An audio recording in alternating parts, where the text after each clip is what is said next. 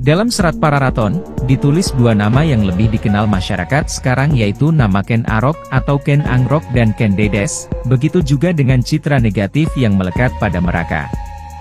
Namun, kisah yang dipercaya masyarakat ini, pada umumnya berasal dari tradisi tutur atau lisan yang berkembang turun-temurun. Sedangkan kisah aslinya yang tertulis dalam Pararaton, hanya diketahui kalangan terbatas saja. Sehingga kisah selengkapnya dan makna simbolis yang ada di dalamnya, tidak pernah atau jarang diungkapkan kepada masyarakat. Dengan demikian, citra negatif itu, terus melekat pada kedua nama samaran tersebut.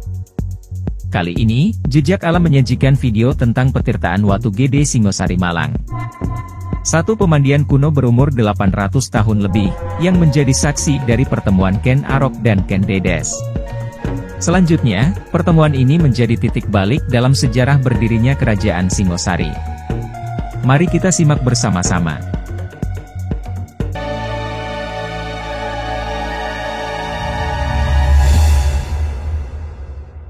Jika Kerajaan Tumapel atau lebih dikenal dengan nama Kerajaan Singosari berdiri pada tahun 1222 M, maka petirtaan Watu Gede ini dibuat sebelumnya, sebagai Taman Sari atau Kaputren untuk Ken Dedes yang kala itu merupakan istri dari Tunggul Ametung, Aku Tumapel.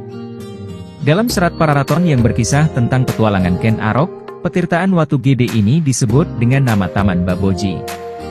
Karena berada di desa Watu Gede, Singosari maka setelah ditemukan kembali pada tahun 1925, selanjutnya dilakukan pemugaran pada tahun 1931 oleh pemerintah Hindia Belanda, maka pemandian kuno ini diberi nama petirtaan Watu Gede atau petirtaan Ken Dedes. Saat ditemukan pada tahun 1925, kondisi kolam relatif masih utuh dengan dinding terbuat dari bata kuno dan terdapat 9 jaladwara atau pancuran air berupa arca dewa-dewi. Sayang sekali, vandalisme dan penjarahan membuat jejak sejarah peradaban Singosari ini menjadi tidak utuh lagi. 8 dari 9 jaladwara raib, hanya menyisakan 1 jaladwara saja. Dikisahkan dalam serat Pararaton, terjadi peristiwa penting di Taman Baboji ini yakni pertemuan antara Ken Dedes yang menjadi istri Tunggul Ametung dan Ken Arok yang menjadi pengawalnya.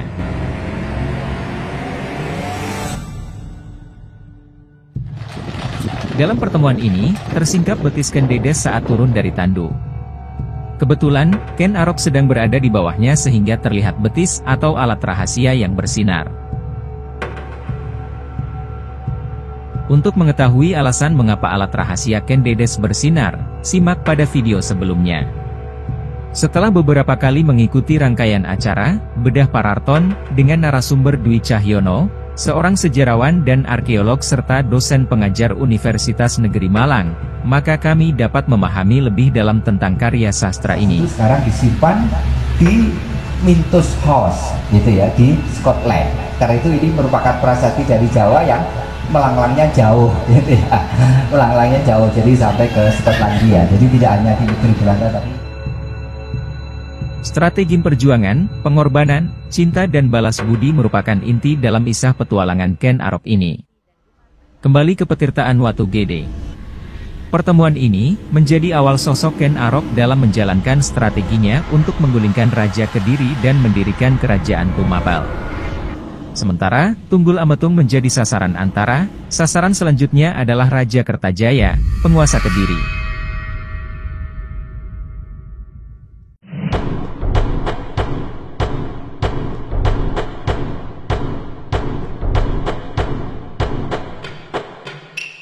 Peristiwa penting di Taman Baboji ini, menimbulkan banyak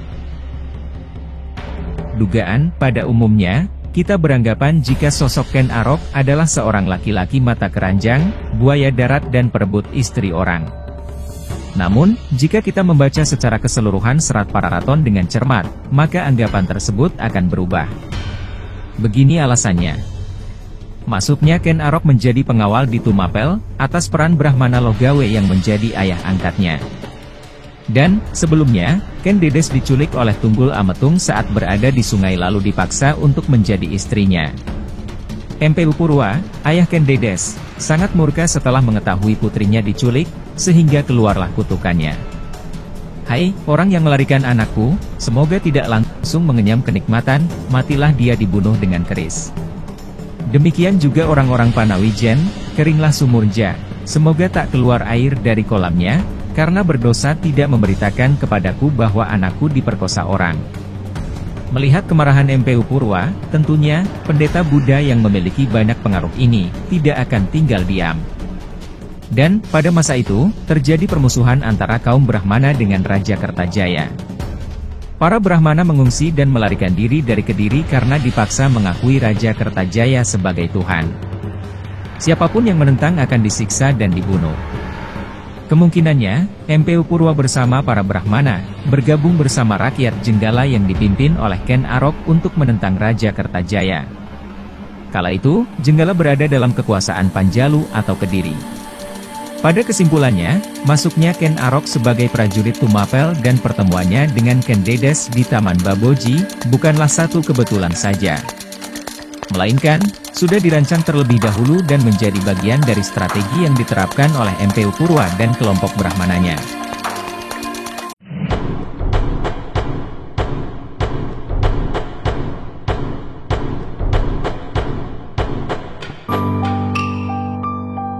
Saat ini Peteraan Watu Gede sudah ditetapkan sebagai cagar budaya yang dilindungi undang-undang. Sehingga, jika terjadi penjarahan dan pencurian benda purbakala lagi, pelakunya akan dikenakan sanksi hukum. Jika berkunjung ke Petirtaan Watu Gede pada sore hari, sekitar jam 3 sore, maka kita akan mendapati anak-anak warga sekitar, berenang, bermain air dan berfoto serta menikmati keindahan tamannya.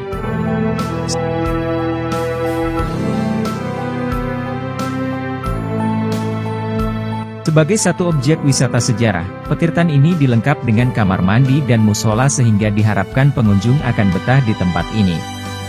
Tapi berbeda pada malam hari. Terlebih pada malam 1 Suro, malam Jumat dan pada hari perayaan umat Hindu, Petirtaan Watu Gede menjadi tempat ritual dan prosesi perayaan. Selain masyarakat umum, pengunjung Petirtaan Ken Dedes ini adalah para pelaku spiritual yang sedang melakukan proses pembersihan diri dengan air atau disebut Tirta Yatra. Sejarah tanpa mitos bagaikan sayur tanpa garam, kata sebagian orang. Karena dengan mitos-mitos dan legenda, akan menjadikan satu tempat sejarah lebih menarik untuk dikunjungi. Petirtaan Watu Gede dikenal sebagai tempat mandinya Ken Dedes. Dan, sosok Ken Dedes adalah figur wanita cantik jelita yang tidak hanya cantik secara fisik, tapi juga memiliki inner beauty sehingga auranya memancar ke seluruh tubuhnya. Salah satu mitos yang berkembang adalah, jika mandi di tempat ini, maka akan memiliki inner beauty seperti Ken Dedes. Tentunya, tidak sekedar mandi, tapi harus melalui rangkaian ritual terlebih dahulu.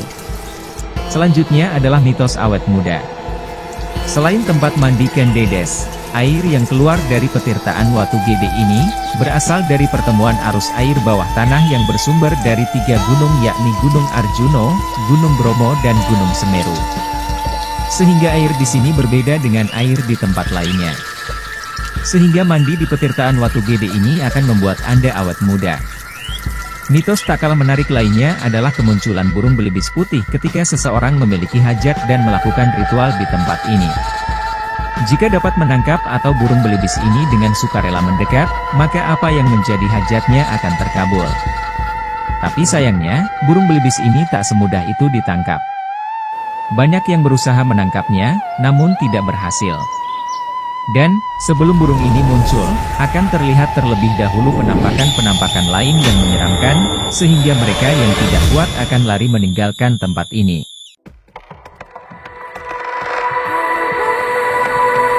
Itulah ulasan jejak alam tentang Petirtaan Watu Gede atau Taman Baboji atau disebut juga Petirtaan Ken Dedes, yang berada di Desa Watu Gede, Singosari, Malang.